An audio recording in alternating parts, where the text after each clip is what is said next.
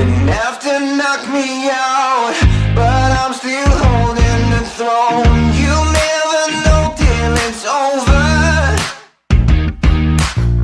So hello everybody, Harvey Talks Prison here. How to sell with somebody, how to act, cell etiquette, whatever you want to call it. That's what I'm going to be talking about. How to behave in the cell, how to conduct yourself. So when you get moving yourself, I don't want anybody to go to prison, but I know some of you may go to prison, so you're going to have to know this. If not, it could end up bad. When you go to prison, if you're in, at least if you're in the max prison, 4 or higher, you're going to be in a cell with somebody. In Missouri, that's the way they do it. Now in Missouri, they classify people into 3 groups: alphas, kappas, and sigmas. Sigmas can only cell with other sigmas, and kappas, alphas can only cell with other alphas, and kappas. Kappas can cell with anybody. Sigmas are more laid back, they don't get in trouble, they try to avoid fights, all this and that. Kappas will not fight, but they don't want to fight, they don't start fights, they don't start trouble, but they'll fight if they have to. Alphas are the more aggressive ones, and they go, a lot of times they're looking for trouble. And I was a kappa, and so I've celled with I've had sigmas in my cells, kappas in my cells, and alphas in my cell. To me, the worst ones were sigmas, because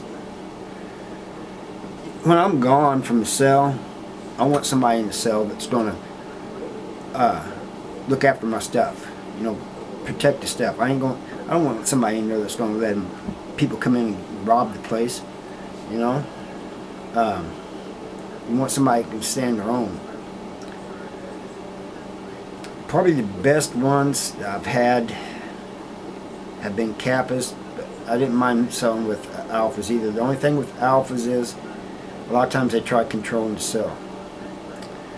And you have 2 choices there. You can either let them control the cell, or you can tell them, that cell's yours too, and he's not going to control it. And it may or may not come to heads, it depends on the situation. But there's things you should and shouldn't do in the cell. In Missouri, they got what they call cell time. Your cellie may ask for cell time. That means when the doors pops, he wants you to leave so he can have time in the cell to himself. You can ask for that too. You say, hey, cellie, I want some cell time. And this could be for any reason. You may just want to be alone for a little while. You may want to look at some magazines or something, or think about your girlfriend or something, your wife or something. When your cellie's cooking a meal, or you guys are cooking a meal together, whatever it is, if your cellie's eating in the cell, do not pass gas. That's a big no-no. If you have to use the bathroom, try to, unless you're pissing, try to wait until the door's open so he can leave. Sometimes that's not possible. You either on lockdown or you're locked down for count or something, and you have to go. And usually, if you have to go, your cellie will turn his head the other way. Sometimes people put up sheets. There's different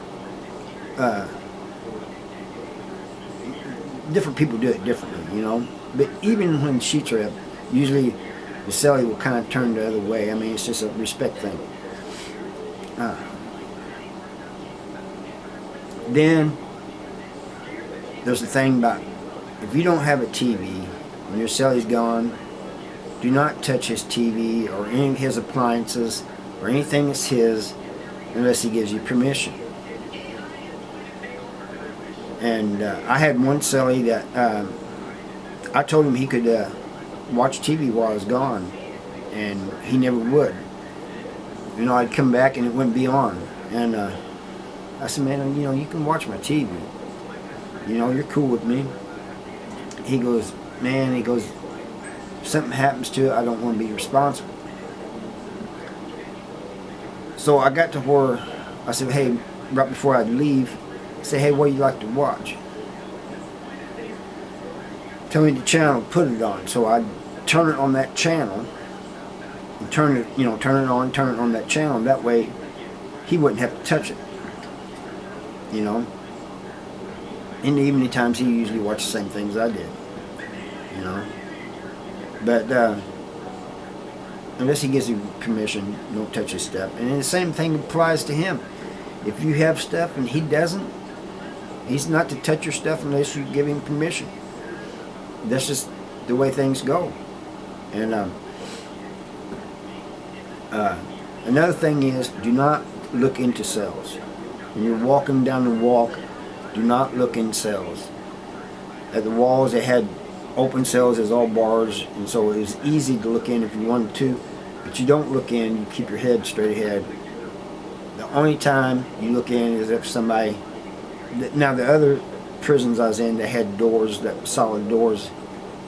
The only reason you look in is if somebody calls you and says, hey, or you have to go to somebody's cell to talk to them for something. You don't just look in.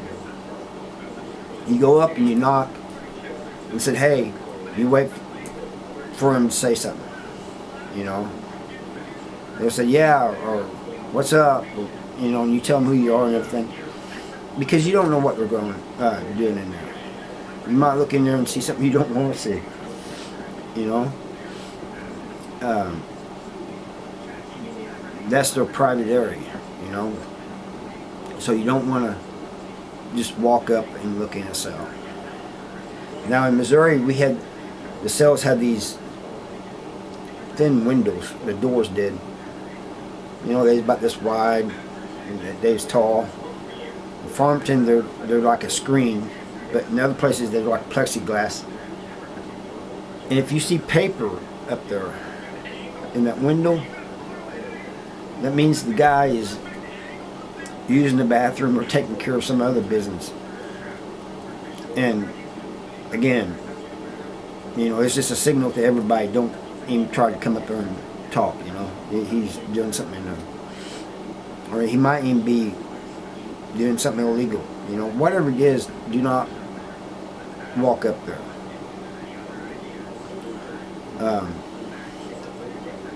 I would say, you know, in the cell, you guys keep your stuff separate, you know, usually. Sometimes if you're real cool with somebody, you might still kind of keep your stuff separate, but some things you might keep together, you know. Especially if you're running a store or something. You know,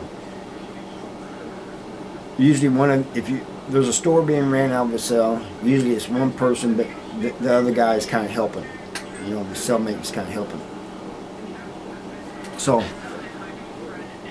but other than that, things are usually kept separate. You know, don't, like if you run out of coffee, don't just get in your celly's coffee. You know, the same way with tobacco. Well, they don't have tobacco in Missouri prisons anymore, but they used to. But I've heard of cases where, like, guys have come up to me and said, man, I think my celly's taking my coffee, man. Or I think my celly's getting in my tobacco. Don't be doing that, you know, because sometimes they'll lay traps. You know, like make little marks or stuff on there that you won't even know about, you know. And the same thing applies to the other guy. He's not to touch your stuff. Now, he can ask you, hey, can I get a shot of coffee? You can ask him, can I get a shot of coffee in and out? But just don't take his stuff. and he's not just to take yours. If you find out he's taking yours, you gotta talk to him about it. You know, just approach him about it first, and see where it goes from there. You know, it might end up you guys fighting or something, but either way, you cannot just let him be taking your stuff. You know. Also, you cannot just allow somebody to come in your cell and take your stuff. If somebody comes in your cell and take your stuff, you go try to find out who it is. You know, and it shouldn't be too hard, you know. People will set them out. But try to keep your cell clean. Not only do most prisoners, you know, they're there, especially those that are there a long time, like keeping their cell clean and neat. But that's also the rules. But even if it isn't, you know, people don't want to live with somebody that's messy, you know. Most people don't. In Missouri, we call them Vikings. And man, dude's a straight up Viking, man. Dusty ass dude, you know. That's what we call him, you know. Or he's just, some people won't say that. They'll just say, man, dude is not clean at all, you know. And that's another thing. Please shower regularly.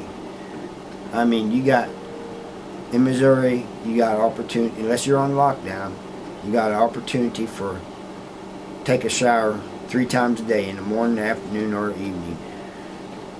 Every day. And so there's no excuse really. And but there's you have some people in prison that go without showering, and that's a no-go. So shower, you know. Nobody wants to live with somebody shutting off like that automatically. Anyway, nobody wants to live with somebody who's stinking, so please shower, you know. Take care of your area.